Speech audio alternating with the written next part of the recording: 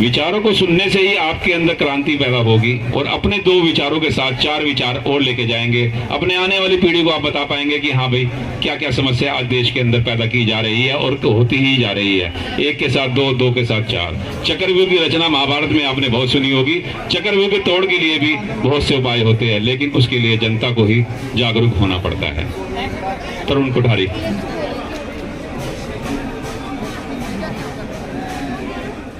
सबसे पहले मैं आपको ये बताना चाहूँगा कि ये जो हम जन आंदोलन कर रहे हैं इसका क्या मतलब है, नंबर 1। नंबर 2, ये जो मांगे हैं हमारी, ये मांगे क्यों हैं, हम क्यों ये मांगे रख रहे हैं। और नंबर 3, ये जो ज्ञापन है आज का, इसके ऊपर करीब 60-70 लोगों के साइन हो चुके हैं, अभी और होने वाले हैं इसके ऊपर। ये जन आंदोलन है, ये जनता का आंदोलन है, किसी पार्टी का नहीं, किसी संगठन का नहीं। हम किसी पार्टी के पक्ष में नहीं, हम किसी पार्टी के विपक्ष में नहीं, हम किसी संगठन के पक्ष में नहीं, हम किसी संगठन के विपक्ष में नहीं। यहाँ से किसी पार्टी को प्रमोट नहीं किया जा रहा है और यहाँ से किसी संगठन को प्रमोट नहीं किया जा रहा है। इस बात का आप सभी लोग भी ख्याल रखें। इस चीज़ के अंदर ये जनता का मुद्दा है और जनता उठ करके एक कॉल पे आई है। यहाँ पर किसी ने कोई ऐसा बात नहीं की, एक कॉल पे सब लोग करके आए हैं क्योंकि ये आपके हितों से लगता हुआ मुद्दा है। इस बात को हमें समझने की आवश्यकता है। सभी वक्ताओं से भी मेरा निवेदन है कि वो इस चीज़ को ध्यान में रखते हुए अपनी बात कहें। दूसरा बात ये है कि ये जो 11 मुद्दे हैं ये हमने क्यों रखे हैं, है ना। तो ये जो मुद्दे हैं हमने पिछले 1, 1.5 साल, 2 साल, 3 साल जो काम किया है उसमें हम लोगों ने जिस प्रकार से आप लोगों इनसे जुड़े हुए हैं उनको ध्यान में रखते हुए सारे मुद्दे तैयार किए और ये बड़े ही महत्वपूर्ण मुद्दे हैं, एक से बढ़कर एक मुद्दा है। तो मैं बात करता चाहता हूँ, ये प्रधानमंत्री जी के नाम ने हमने ज्ञापन लिखा है। मैं इस ज्ञापन को पढ़ के बताता हूँ। इस ज्ञापन में ये 11 मुद्दे ही लिखे हुए हैं, ठीक है। और इस ज्ञापन के नीचे कहीं भी किसी संगठन का, किसी पार्टी का नाम नहीं है। ये जो ज्ञापन है इसके नीचे लोगों के नाम है और लोगों के साइन है, आपके नाम है, आपके साइन है और आपका जिस सिटी से आए तो लगभग 101 लोगों के साइन करके हम ये प्रधानमंत्री जी तक पहुंचाएंगे और एक साइन इसके अंदर जेन्युइन है। हमारे एडवोकेट मिश्रा जी एक साइन को जेन्युइन तरीके से ले रहे हैं इसके ऊपर। तो बात को समझिए। तो पहला जो हमने लिखा है, श्रीमान श्री नरेंद्र मोदी जी, पूरे सम्मान के साथ हम लिख रहे हैं, प्रधानमंत्री भारत नेशनल हिल। विषय यह है कि भारतीय नागरिकों के लिए राष्ट्रीय महत्व के 11 मुद्दों के समाधान के लिए 1 दिवसीय अनशन और तदुपरांत ज्ञापन।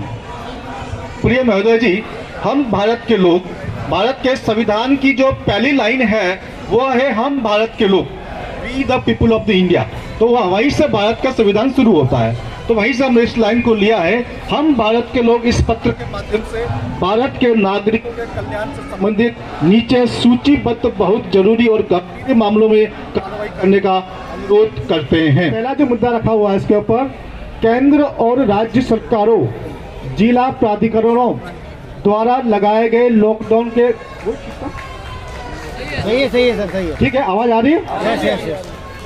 केंद्र सरकार, स्टेट गवर्नमेंट या जो जिला प्राधिकरण है उनके द्वारा लगाए गए लॉकडाउन के कारण जो भी नुकसान हुआ है, आजीविका का, आय का, व्यवसाय का, शिक्षा का, जीवन का, उस सबको नुकसान की भरपाई की जाए, उन सभी को मुआवजा प्रदान करे, क्योंकि लॉकडाउन गैर संवैधानिक था, गैर कानूनी था, अवांछित था। आप लोग सहमत हैं? दूसरा मुद्दा है, ये जो कोविड टीके के साइड इफेक्ट के रूप में अपनी जान गंवाने वाले और गंभीर स्वास्थ्य समस्याओं का सामना करने वाले सभी लोगों को मुआवजा मिले। सहमत हैं? सहमत है। तीसरा मुद्दा यह है कि जो 10 वर्ष से अधिक पुराने डीजल वाहन और 15 वर्ष से ऊपर अधिक पुराने पेट्रोल वाहन के उपभोग पर जो भी कानून है, जो भी सरकारी निर्देश है, जो भी सर्कुलर है, जो भी ऑर्डर है, जो भी नोटिस है, सब के सब निरस्त किए जाएं। अभी सरकार ने एक कानून पास कर रखा दिल्ली एनसीआर के लिए कि 10 वर्ष से ऊपर की गाड़ी, डीजल गाड़ी और 15 वर्ष से ऊपर की पेट्रोल गाड़ी पर बैन लगा रखा है, जबरदस्ती उठाई जा रही है। तो ये एक मुद्दा है, इस पर हम काम कर रहे हैं, क्योंकि इससे देश को लगभग 30 लाख करोड़ का नुकसान होने वाला है। तो इस नुकसान को बचाने के लिए हम सब लोग आगे आए हैं। चौथा, जो ईस्ट इंडिया कंपनी है, ब्रिटिश सरकार है, इन दोनों ने मिलकर के भारत से लगभग 400 से लेकर 2000 ट्रिलियन डॉलर की लूट की थी। 400 को भी आप मिनिमम मान के चले तो प्रत्येक भारतीय परिवार का 14 करोड़ रुपया बनता है। और ये पैसा अगर हम देश में वापस लेके आते हैं तो भारत की जनता को अगले 585 वर्ष तक 1 भी रुपये का कोई टैक्स नहीं देना पड़ेगा। No GST, no income tax. Property tax, किसी भी प्रकार का कोई टैक्स हमने कैलकुलेशन किया 585 वर्षों तक कोई टैक्स नहीं देना पड़ेगा। इसके साथ में स्विस बैंक में जो 1000 लाख करोड़ जमा है, ये आज़ादी के बाद का, ये आज़ादी से पहले का था, आज़ादी के बाद का 1000 लाख करोड़ रुपया जमा है। इस पैसों को तत्काल वापस लाया जाए। देश के प्रधानमंत्री जी ने कई बार ये कहा है कि स्विस बैंक के अंदर काला धन पड़ा हुआ है और आपको पर्याप्त समय दिया गया है, 9 वर्ष का समय दे दिया गया है। मुझे लगता है अब तक तो कुछ न कुछ तो वो कोशिश की होगी, तो वो कोशिश क्या हुई वो भी जनता को बताया जाए।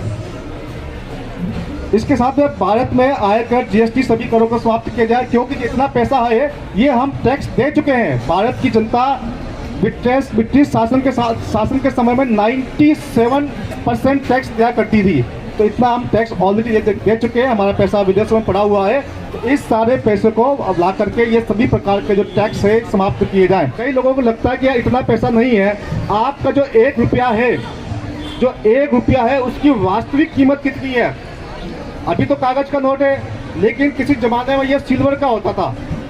रुपया शब्द आया रूपा से, रूपा मतलब चांदी। ये चांदी का सिक्का होता था 11 ग्राम 12 ग्राम के आसपास, और जिस समय ये चांदी का सिक्का होता था उस समय सोने की रेट के हिसाब से 1/15 जो सोने का सिक्का था उसके मुकाबले 1/15 रेट था। इसका मतलब एक चांदी का रुपया उस जमाने का आज की तारीख का 4450 रुपया होता है। पिछले 300 वर्षों के अंदर देश की मुद्रा का 4450 गुना अवमूल्यन हुआ है। अब लोग कई बार कहते हैं ऐसे कैसे हो सकता है, क्योंकि लोग कंपेयर करते हैं डॉलर से, कहते हैं जी डॉलर तो 82, 83 के आसपास, 86 के आसपास है, पौंड 100 के आसपास है। लोग कहते हैं जी आप कह सकते हैं कि 82 गुना अवमूल्यन हुआ है या 100 टाइम्स हुआ है, लेकिन आपको शायद जानकारी नहीं होगी कि पिछले 300 वर्षों के अंदर डॉलर का भी अवमूल्यन हुआ है। इन लोगों ने डॉलर का भी रेट कम किया है सोने के मुकाबले, इसलिए वो आपको लगता है। अदरवाइज हमारा 1 रुपया जो है वो 4450 रुपये का है। तो जितना भी हमारे पास जो विदेशी कर्जा है, अगर सरकार मजबूत सरकार हो तो इस कर्जे को देने से मना भी कर सकती है। अगला जो है, सभी हिंदू मंदिरों और मठों पर से सरकारी नियंत्रण हटाया जाए। हम किसी धर्म के खिलाफ नहीं है, ठीक है, कि कोई क्रिश्चियंस है वो अपना चर्च चलाए, हमें कोई आपत्ति नहीं है। कोई मुस्लिम है अपना मदरसा चलाए, हमें कोई दिक्कत नहीं है। लेकिन वहाँ से जिस प्रकार से जो पैसा कलेक्शन होता है वो वहीं पर खर्च होता है। इसी प्रकार से हिंदू मंदिरों का और मठों का पैसा भी हिंदू समाज अपने अनुसार जहाँ खर्च करना चाहे वहाँ खर्च करे। गौ माता को राष्ट्र माता का सम्मान दिया जाए एवं सभी प्रकार के गोवध पर प्रतिबंध लगाया जाए। अभी यूपी के अंदर एक कानून बना हुआ है, गौ हत्या निषेध कानून। बड़ी मजे की बात है कि कानून तो गौ हत्या निषेध है, लेकिन 15 वर्ष से ऊपर के गोवंश को मार सकते हैं। अब ये कौन सा कानून हुआ? तो यानी कि कानून के अंदर प्रावधान है कि आप मार सकते हैं, तो ये तो कोई कानून नहीं हुआ ना। तो ये गौ हत्या पर किसी भी प्रकार का हत्या नहीं हो, पूरा गौ का वंश जो है उसको रोक लगाई जाए, इस बात को हम उठा रहे हैं। किसानों को न्यूनतम समर्थन मूल्य MSP दिया जाए। जो किसान, काफ़ी लोग जो गरीब होते हैं उनको पूरा मूल्य नहीं मिलता है, उसकी वजह से वो लोग कई बार सुसाइड भी कर लेते हैं, तो इसलिए उनको MSP की गारंटी दी जाए। नेक्स्ट है EVM। अब EVM की स्वतंत्र और निष्पक्ष समीक्षा का आदेश दें। इस बात को समझने की आवश्यकता है। जो EVM जो होती है, लोग कहते हैं कि यह भारत के अंदर बनती है, भारत सरकार भी कई बार कहती है कि भारत के अंदर बनती है, भारत हेवी इलेक्ट्रॉनिक्स के नाम की कंपनी वहाँ से बनाते हैं, ऐसा कहते हैं। लेकिन EVM के अंदर एक चिप होती है, माइक्रो कंट्रोलर चिप। वो माइक्रो कंट्रोलर चिप आती है जर्मनी से और US से आती है, और जो माइक्रो कंट्रोलर चिप होती है उस चिप को किसी भी प्रकार से मॉडिफाइड किया जा सकता है, पहले से ही कोडिंग की जा सकती है उसके अंदर। जो जर्मनी भारत को चिप भेजता है, चिप निर्यात करता है, उस जर्मनी की सुप्रीम कोर्ट में EVM पर रोक लगा रखी है। आप बात को समझिए, जिस देश में चिप बनती है उस देश की सुप्रीम कोर्ट ने कहा है कि हमारे देश के अंदर EVM से इलेक्शन नहीं होंगे। तो हम चाहते हैं कि इसकी पूरी समीक्षा हो, जो एक्सपर्ट्स हो उस पर आप जांच करें इसके ऊपर। भ्रष्टाचार को रोकने के लिए सभी राजनीतिक दलों के चुनाव चिन्ह की समाप्ति की जाए। ये मुद्दा क्या है इसको समझिए। जिस प्रकार से आप कहते हैं कि वो फलाना आदमी टिकट ले आया, वो टिकट होता क्या है? वो टिकट कुछ नहीं होता है, वो चुनाव चिन्ह होता है। जो एक व्यक्ति अगर निर्दलीय लड़ता है चुनाव, तो उसको तो 3 दिन पहले 4 दिन पहले इलेक्शन से मिलता है। अगर किसी ने लड़ा हो उसको पता भी होगा, लेकिन पार्टी वाले को 5 साल पहले 10 साल पहले भी अपने हाथ में चुनाव चिन्ह होता है। तो इसकी वजह से क्या बिकता है, टिकट जो बिकता है ना, वो टिकट नहीं बिकता है, चुनाव चिन्ह बिकता है। 100 करोड़ रुपए के अंदर चुनाव चिन्ह को खरीद के लेके आता है, और जो व्यक्ति 100 करोड़ रुपए खर्च करके चुनाव चिन्ह लेके आएगा, तो वो जब चुनाव जीत जाएगा तो उसको तो पैसों को तो वसूल करेगा ना आपके साथ में। तो इसलिए सभी दलों का, कोई भी पॉलिटिकल पार्टी हो, चाहे बीजेपी हो, कांग्रेस हो, आम आदमी पार्टी हो, सबका इलेक्शन सिंबल जब्त किया जाए। मेरा चेहरा मेरा चुनाव चिन्ह, आपका अपना चेहरा। अगर व्यक्ति ने समाज में काम किया है, देश में काम किया है, जनता के बीच में काम किया है, तो जनता उसको चेहरे से, उसको नाम से पहचान लेगी, है ना। और ये बात नहीं रही कि 1947 की भी लोग पढ़े लिखे नहीं है, अब लगभग नाम सब लोग पढ़ लेते हैं। तो ये 11 मुद्दे हैं, इन 11 मुद्दों को लेकर के आप लोग सहमत हैं इन सब पे? बिल्कुल सर, बिल्कुल। अब हमने कई बार केंद्र सरकार को, अलग अलग स्टेट गवर्नमेंट को ईमेल लिखा।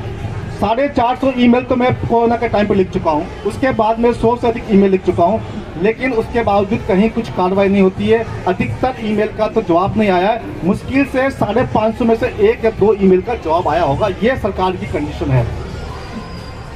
बार बार ईमेल करने के बाद भी, बार बार अनुरोध करने के बाद भी आपने हमारी बात नहीं सुनी, इसलिए मजबूरी में आकर के आज हमको जंतर मंतर पे प्रोटेस्ट करना पड़ रहा है। और साथ में हम ये बताना चाहते हैं कि आपको हम 15 दिन का और समय देते हैं।